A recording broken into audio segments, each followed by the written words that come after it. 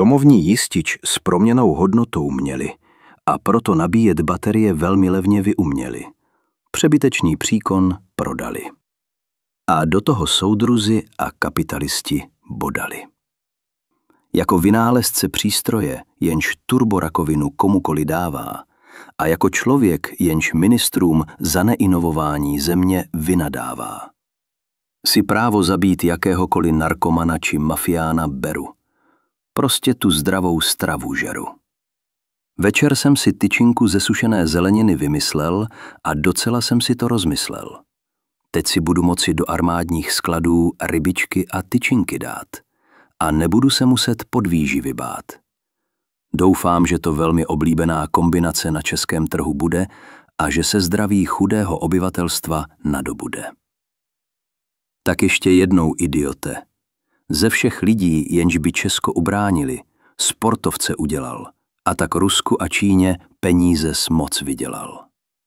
Teď se to všechno počítá a armáda se pravdy dočítá. Ke generativnímu modelu člověka pomocí senzorů a mikročipů připojím a sakra hodně sond zapojím.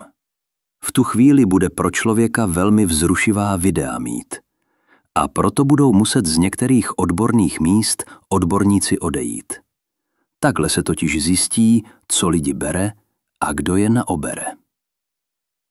Jsem úplně zapomněl, že jsem si rybičky v konopném oleji do konceptů dal a že jsem trho nevynadal. Že asi budu muset na manažera zamináč Tesco jít, aby mohlo k výrobě testovací série nadojít. Takhle kombinace rybiček totiž sakra hodně zdravě vypadá a naše liga tělo zdravím napadá. Hele, tak už žeru a vymyslel jsem další kombinaci.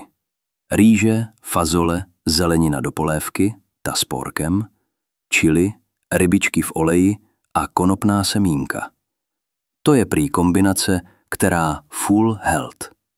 Cena pokrmu na celý den 60 korun.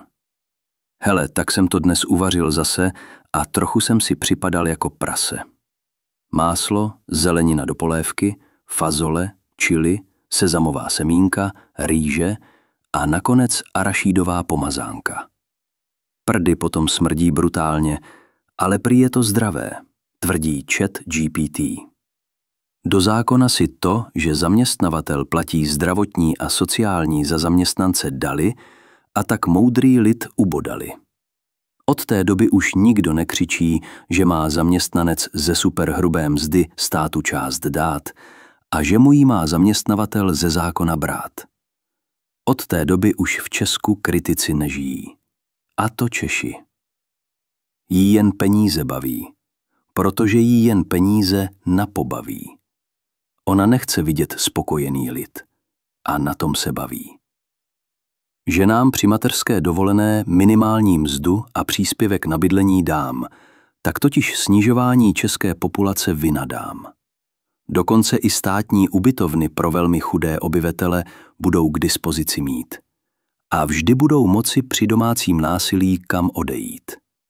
Tohle tu vláda ale nemá ráda, protože žumpalumpové SRO vždy vyčištěnou žumpu rychle a kvalitně mají a vždy to konkurenci nanandají. Dokonce i nové moderní instalují a sakra přesně je nainstalují. Takhle si má Česko hrát a ne na rozum srát.